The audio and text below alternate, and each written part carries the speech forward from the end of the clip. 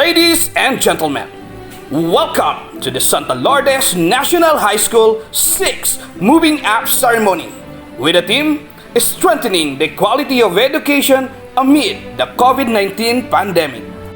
To start our program, let us sing with pride the Philippine National Anthem, which will be followed by a doxology and the community singing of the Mimaropa March, Puerto Princesa Mabuhay, and DepEd Puerto Princesa Hymn.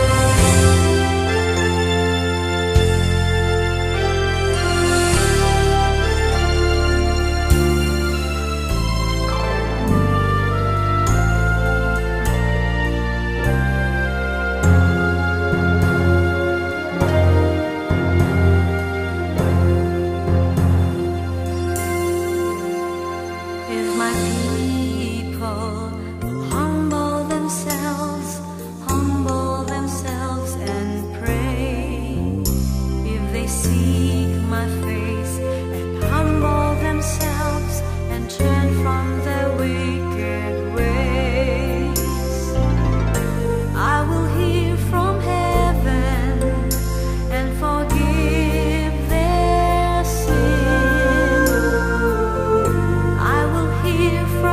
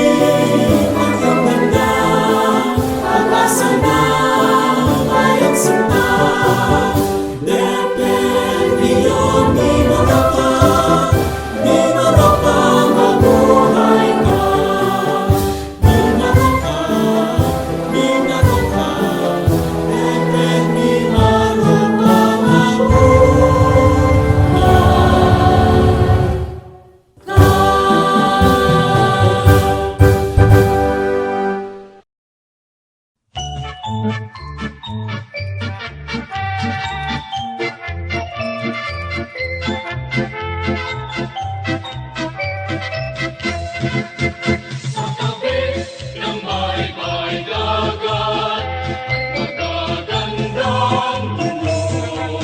May isang bayang sumikat, Puerto Princesa ngalan. Mga gubat at bukirin, dito ay makikita. Iyan na ang bayan namin, na di makalimutan. Sa tabi ng may dagat at magagandang mundo, may isang bayang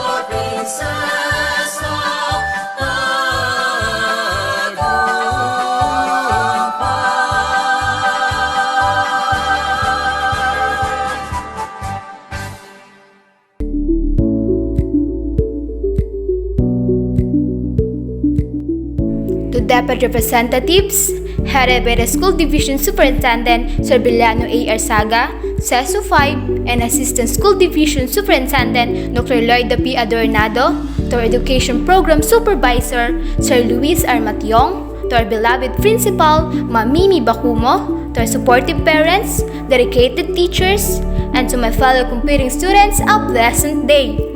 It is such a pleasure to welcome you all to our virtual moving up ceremony for the school year 2020-2021. Today, we gathered to celebrate the most memorable events of our lives as a junior high school students of our alma mater, Santa Lourdes National High School. This is the day we reap the rewards of all our hardships, dedication, and all the sleepless nights doing schoolwork. On behalf of my fellow completers, taus-puso po akong nagpapasalamat to all our hardworking teachers who guided us over the years, to our supportive parents who has been there from the startup until this day, and most importantly, to our Almighty God upang makamit ang ganitong tagumpay sa gitna ng pandemya. Hindi man naging madali para sa bawat isa na nakaranas ng anxiety sa halos isang taong puno ng takot at pangamba. Ngunit sa kabila ng lahat, ito'y hindi naging dahilan upang tayo'y sumuko. Bagkos, ito'y naging isang inspirasyon sa atin upang tayo'y magpatuloy sa ating mga pangarap. Sa pagbukas ng bagong yugto ng ating buhay, may God bless us and continue to guide us. To my dear fellow completing students, I am proud to say that we made it. I, Jelaine Haranilla Laguda from Grade 10 Mapitagan, once again welcome you all to this ceremony. Congratulations! Good day to each and everyone who is attending virtually present at this time of our graduation ceremonies for our beloved and very precious graduates for the school year which ends at this time. First of all, I'd like to greet the parents and family members without whose sacrifices, whose reminders, and whose participation in the learning process for our graduates have resulted in this culmination program. This year, your role has changed drastically, where we've always thought, we've always believed that the matter of educating our children rests nearly exclusively on our teachers and our staff. This time, you parents, you family members, you who are in the households of our learners have expanded your role and contributed to this wonderful day, wherein finally our learners are graduating in this culmination exercise. So congratulations, because this year has not been very easy, has not been a picnic for our teachers, for our family members, as well, especially the parents, mothers, fathers, sisters, brothers, and all who have contributed to the achievement of our learners at this time. So, maraming salamat at congratulations, parents and family members. Mas malaki ang role ninyo at this time compared to earlier graduation exercises. Secondly, I would also like to greet our teachers, without whose very careful review and careful supervision of the work of our pupils and our learners, this event would not be taking place at all. And so thank you, teachers. Your role has also expanded, in addition to seeing to it that the modules are faithfully followed, the assignments are correctly implemented, and the learners are truly learning and you have had to deal with new ways of assessing the performance also of the learners. So congratulations, teachers, for enduring, for your patience, for your love for our learners, and your willingness to engage in a way and methods of teaching which are different from those which are used to. Assessment must have been especially difficult for you, especially since you were not able to see most of the time our students in face-to-face meetings, and most of the meetings, of course, were virtual. We'd also like to thank the local government units for their interest, for their cooperation, and for their continuing contributions to the needs of education, even as our children do not go to school. Your donations of material as well as financial resources at this time are most welcome, and your advice has been taken seriously not only by our teachers, by our school officials, but also by our officials in the Department of Education. We continually talk with local government units, especially in times of disaster, in times of great need for classrooms, for space, and for responses to unforeseen emergencies. Thank you, local government units. But of course, most of the congratulatory greetings fall on the deserving graduate. Each and every one of you is truly special. You are different from the other graduates who have passed through the portals of your school. You went to school practically without seeing your teachers, if at all. You went to school with your parents, your mothers and your fathers hovering over your shoulders and seeing to it that you are able to complete your assignments. You are completing your studies at a time when examinations and assessments are different.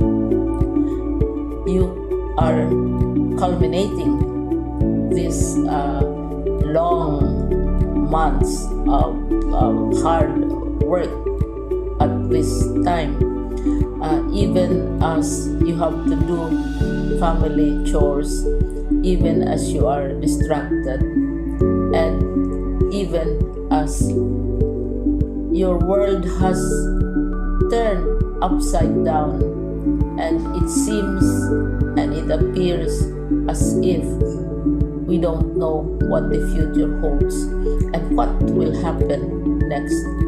But you have persevered, and now you are ready to graduate, and therefore you deserve each and every bit of congratulations from us in the Department of Education, from your parents and family members, your teachers, from the officials in local government, as well as in the parent teachers associations.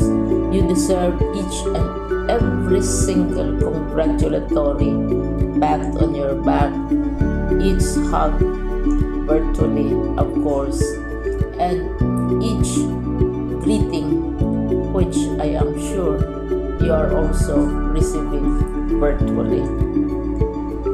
I don't know if you will remember this event many years from now. I have tried to recall myself who our graduation speaker was when I finished high school and when I finished my college studies. All I remember is that the graduation speaker was someone important.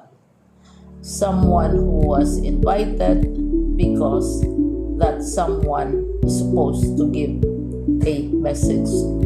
What was more important to us graduates at that time was the excitement of the celebrations, the happiness and the joy of our parents, the sadness of parting from our classmates and from our teachers, and the enjoyment of all the graduation events that usually take place come commencement day.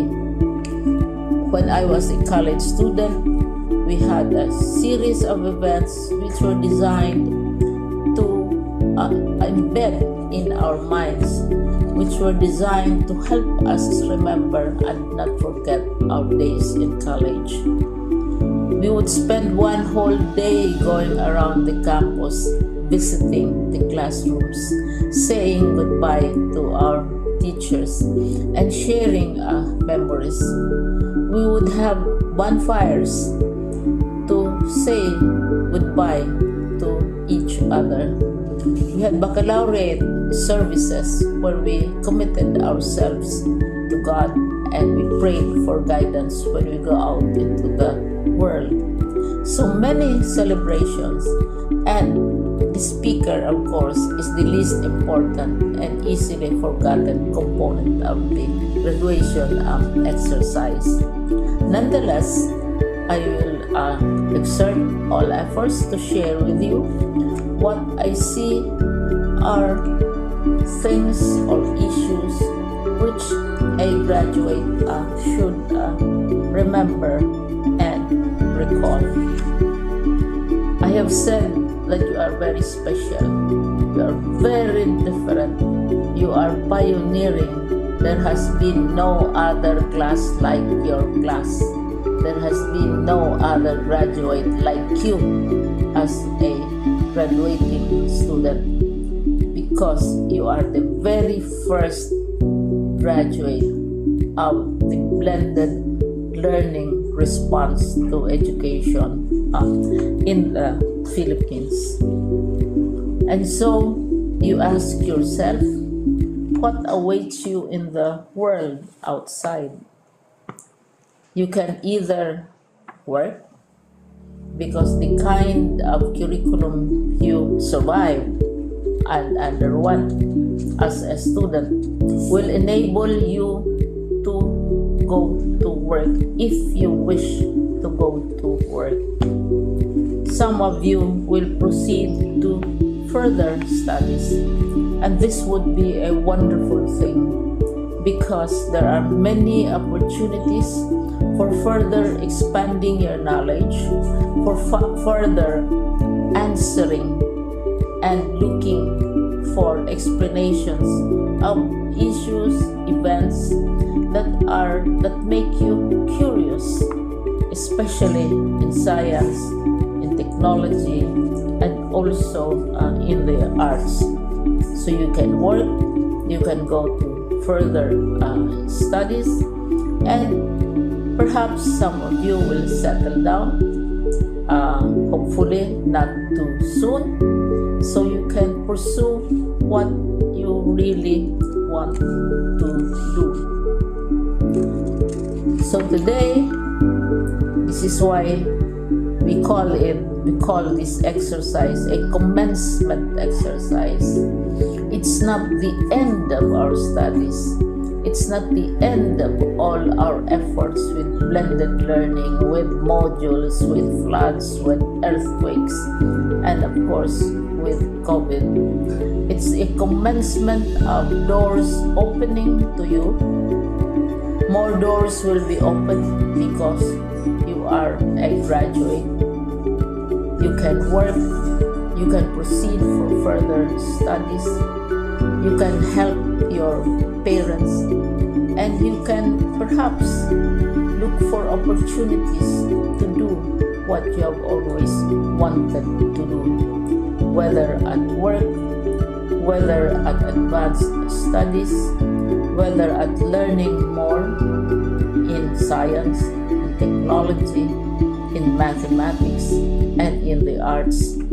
All of these opportunities are available to you. More doors are being opened.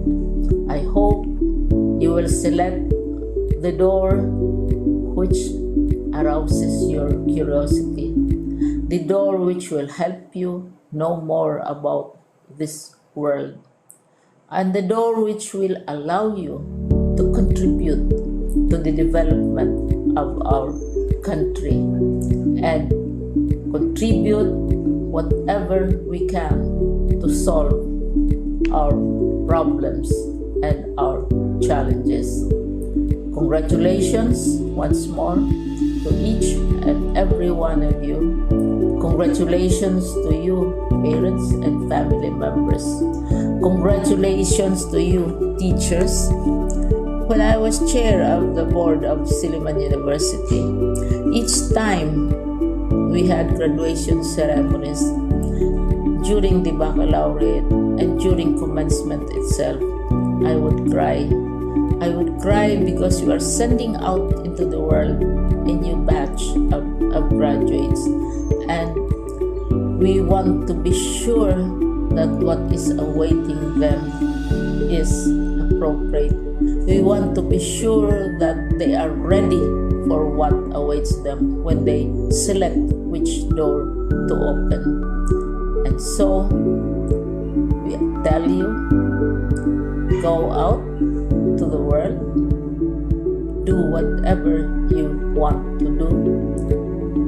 God be with you, and be assured that all of us love each and every one of you. Congratulations. To our distinguished guests, our School Division Superintendent, Assistant School Division Superintendent, and other schools division officials and personnel. To our school heads, teachers and staff. To everyone present in this platform, a great day to all of you. Greetings of safety and protection to our graduates and completers this school year 2020-2021. Congratulations, everyone. In spite of continuing limitations brought about by COVID-19 pandemic, your resilience and perseverance as Filipino learners really shone through, once again proving how much you put premium on your education and on your future. You rose above all adversities, moved forward and showed this country, this region, that nothing is impossible when you place your education at the top of your priorities. Again, kudos to all of you. This school year, the education of our children was triumphantly continued, implemented, and completed. However, this success is not attributed to DepEd alone, but more so to our parents, to our barangay officials, to our mayors, governors, and representatives, to our education partners, to our entire communities, and of course, to our teachers and learners. Thank you very much for wholeheartedly embracing all these changes and for supporting all our reforms, programs, and advocacies. This tremendous success is the fruit of our unwavering faith in each other. This year's theme is strengthening quality education amid COVID-19 pandemic, serves as the continuing guide to all the good work that we have started, while refining those that needs improvement. In the midst of this pandemic, the challenge to provide a strong education becomes more profound. We have yet to see the end of this health crisis. But with the collaborative efforts of everyone, we shall again rise above. We have done it last year, and we can do it better this school year. Like a soldier in a battle, we remain standing, brave and strong to continue on. Challenges are hurdles that will make us more innovative, more resilient than ever. Armed with knowledge and experiences that we have gathered last year, we will use all those to help one another. We will welcome good experiences and best practices that speak of great and relevant programs and projects. But of course, our top priority will always remain to be the health and safety of everyone. So dear pupils and students, be wise, continue learning, and set big goals for your future. Work on attaining your dreams and encounter failures, but do not ever quit. Pray for courage and always listen to your heart. God is always in control and He will never forsake us. Stay motivated and confident, for this pandemic shall end eventually. And when that happens, all together, we will look forward to a brighter, COVID-free tomorrow. Again, congratulations everyone, and God bless us all.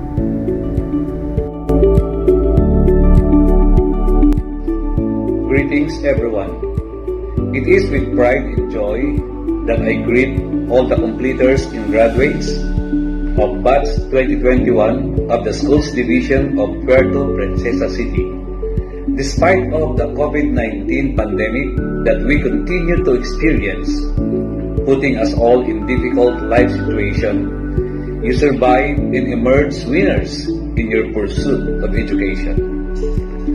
For more than a year now, since you stopped going to school, attend your classes physical, face-to-face with your classmates and teachers, you have proven to the world that no pandemic can stop you from learning, and that education must continue no matter what. And you all made it to this big day, your completion and graduation day. Though virtually, the exciting ambience of an actual graduation ceremony may not be there. The hugs and kisses of friends and loved ones may be absent, but the feeling of love and happiness is there in your heart, in the company of your family, in the comfort of your home. God is good all the time. Things happen for a reason. At the end of this trying time, we'll see the light and savor blessings from God. Be strong, move on, continue to navigate towards your goals in ambition. God will carry you. For those who have been with you throughout your journey, your parents and family, your teachers, your alma mater, smile at them and say, "Thank you." It is my prayer that a better future awaits you. Go for it. Have faith in God. Trust in Him. To all of you, congratulations. As the school year 2020-2021 ends, I am extending my warmest greetings and congratulations to all the completers and graduates of elementary and secondary schools of the Schools Division of Puerto Princesa City. These moving up exercises, completion and graduation ceremonies mark as significant milestones to the learners for their educational achievements. This year's theme, Strengthening the Quality of Education Amid the COVID-19 Pandemic, focuses on how the Department of Education, this division, all the schools in all levels, our stakeholders, both internal and external, have forged and collaborated towards the fulfillment of our educational goals despite the challenges brought about by this pandemic. May I take the opportunity to acknowledge the following key players whose diligence and concerted efforts made possible the implementation and delivery of basic education to our learners. School heads for the struggles and extra miles rendered to keep track, provide directions to your teachers, and navigate your respective schools in ensuring the learning continuity of the learners. To the teachers who are dubbed as our unsung heroes for your resilience and hard work in performing your tasks beyond limits, and for the sacrifices and guidance accorded to your students.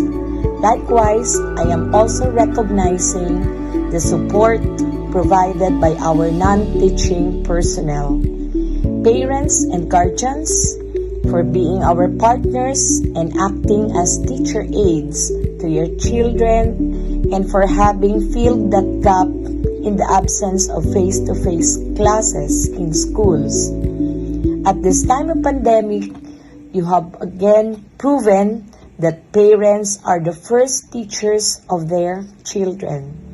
Thank you so much for the great roles you embraced and continuously supporting the DepEd.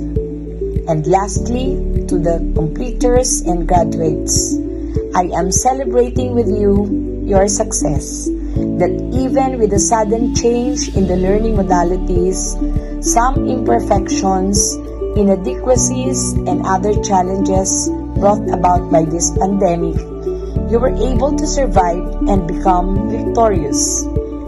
As you move to the next ladder of education, be more focused and determined, work hard, and keep the faith to fulfill your dreams and aspirations. Again, congratulations to all of you, and God bless. And now, we proceed to the presentation of the learners moving up to the next grade level.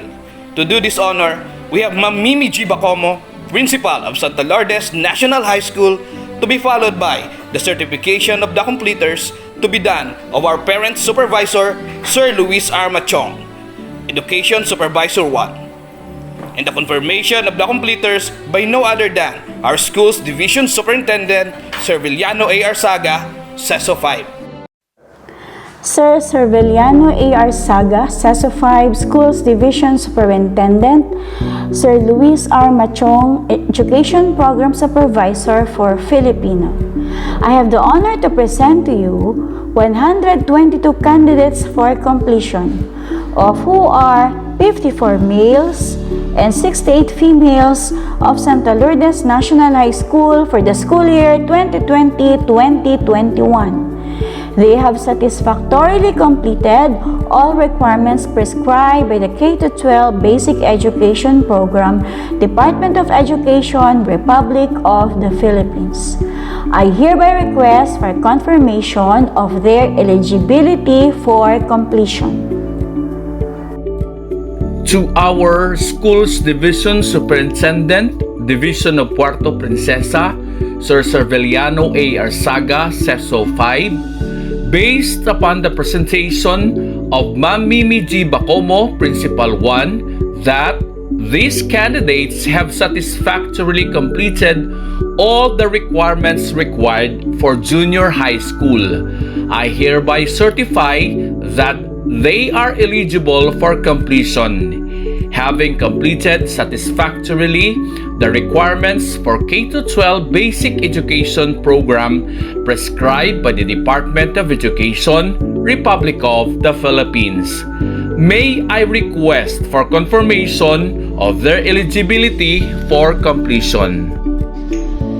By virtue of the authority vested in me by the Secretary of the Department of Education, Honorable Leonor Magtoles Breones, and with the presentation of your school principal, Ms. Mimi G. Bacomo, Principal 1, and certification of Mr. Luis R. Machong, Education Program Supervisor 1, that these 54 boys and 68 girls, with a total of 122 learners of Santa Lourdes National High School, have satisfactorily completed all the necessary requirements prescribed by the Department of Education under the K-12 Basic Education Curriculum I hereby confirm your completion in the junior high school, and therefore you are entitled to receive your certificates and to enjoy whatever benefits appertaining thereto. My sincere congratulations to all the completers of Santa Lourdes National High School, Batch 2021. Mabuhay po kayo! It is our hope that whatever lessons this institution instilled in you may be put to good use to further your goals in life. This moving up ceremony is just the beginning. Your academic journey should not end here. Completing the junior high school leads to more opportunities as you continue to better yourselves moving forward. At this juncture, we will proceed to the most awaited portion of today's ceremonies, the virtual distribution of certificates of completion and ceremonial distribution of awards to deserving completers.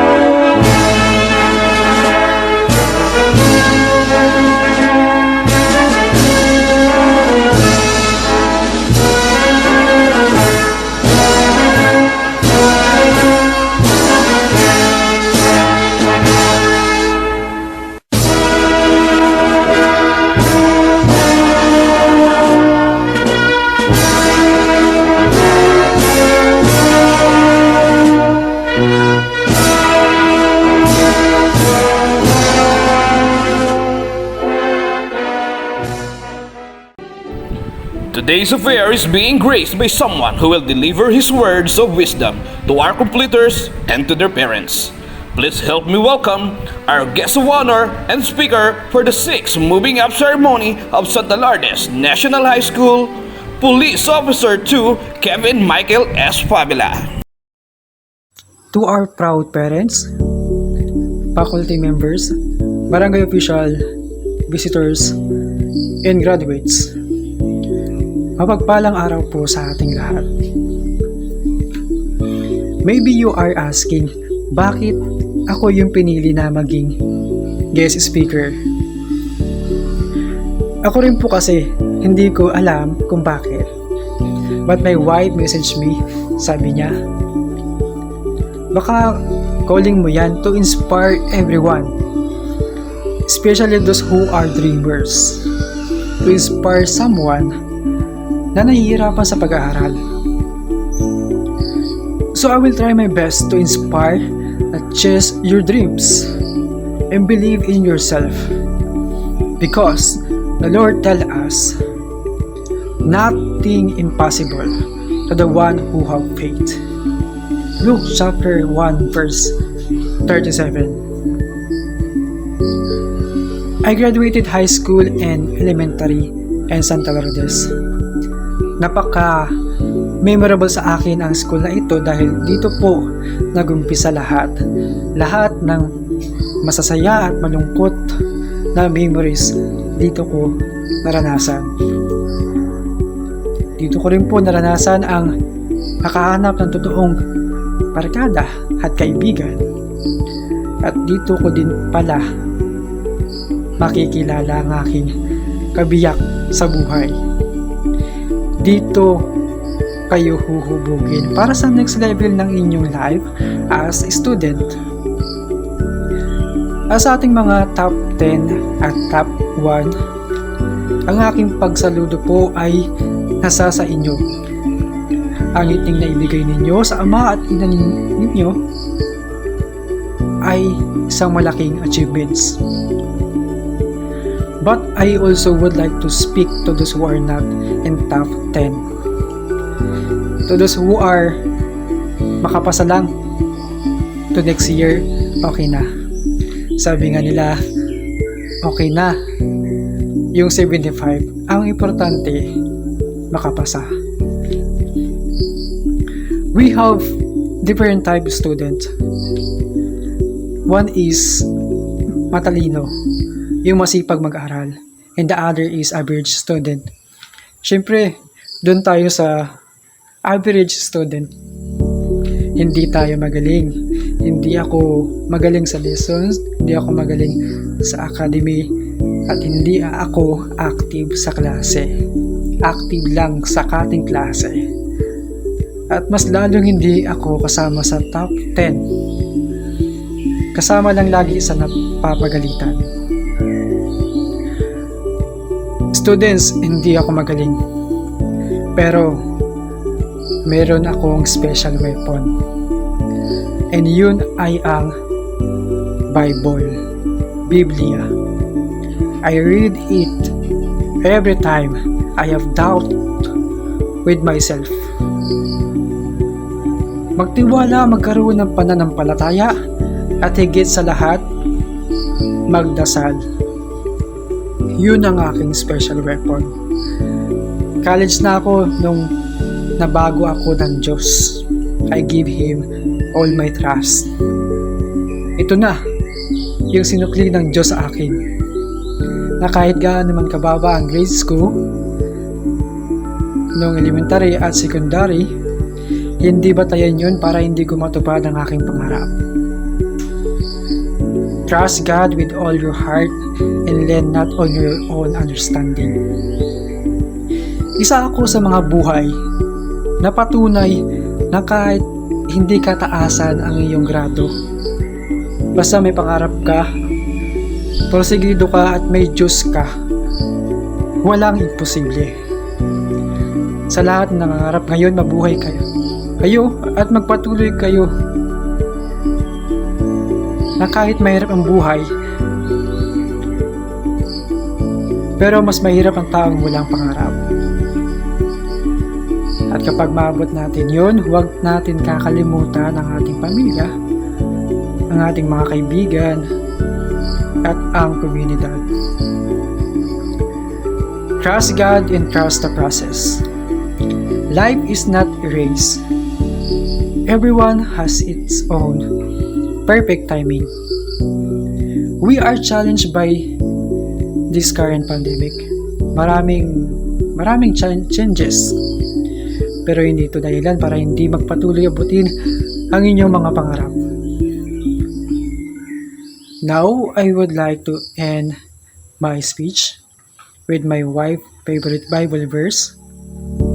Lagi nyo itong tatandaan. Jeremiah chapter 29 verse 11. For I know the plans I have for you, declares the Lord, plans to prosper you and not to harm you. Plans to give you hope and a future. Maraming salamat po, mag-iingat po kayong lahat at naway patuloy tayong gabayan ng ating Diyos Ama.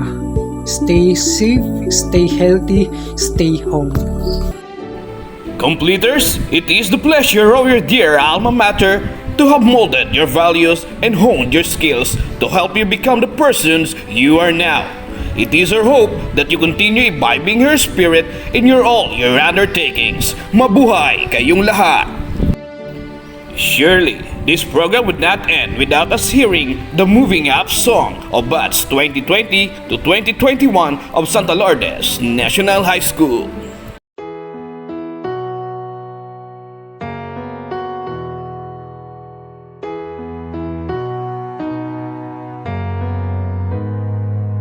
We might not be walking across that stage with the cameras flashing. They've been waiting on our day. It's been a journey, hasn't it? I wouldn't trade a moment. No, I wouldn't change a moment. I'm who I am because of you. Whether we've known each other our whole life or just a year or two. And I'm grateful for the time we put in, getting us to this moment, so we could get to this moment.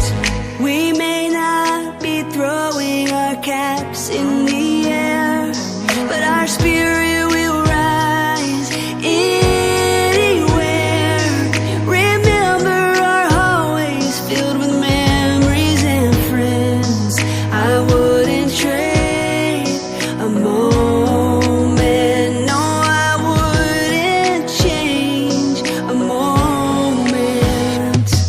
I'm who I am because of you. Whether we've known each other our whole life or just a year or two. And I'm grateful for the good and hard times we've had. They'll get us through life's moments. Yeah, they'll get us through life's moments.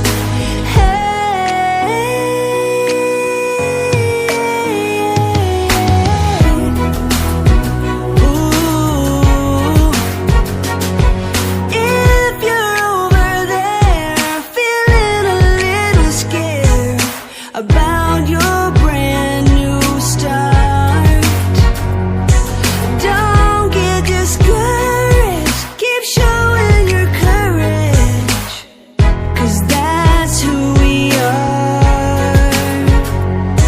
I'm who I am because of you. Whether we've known each other our whole life or just a year or two. And I'm grateful for the times we'll never forget, so we can be in this moment, right here in this moment. I'm grateful for our new beginnings, right here in this moment. Now, we have come to the last portion of our ceremony. But before it ends, here again the mother of our alma mater, Santa Lourdes National High School, for the closing remarks. Please welcome Ma'am Mimi Chibacomo. Amid all the challenges we overcame this year, the learners' rights to inclusive and quality education and safety from the health risk of COVID-19 must be given top priority. As a result, we were forced to embrace the delivery of basic education services in the new normal, wherein distance learning became the popular modality.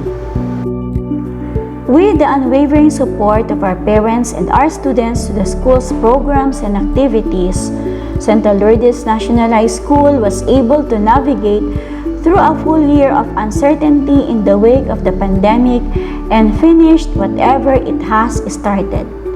Further, the conduct of this virtual moving up and graduation ceremony is only just a testament to the collective efforts and close collaborations of the school, its stakeholders, and the community. On our end, we promise to continue our best in providing quality education to the learners of Barangay Santa Lourdes and the entire city of Puerto Princesa. The academic success of this school year would not be possible had it not been for the determination and resiliency demonstrated by the school community. Indeed, we count ourselves blessed with God's protection and provision of wisdom and strength that we were able to make it this far.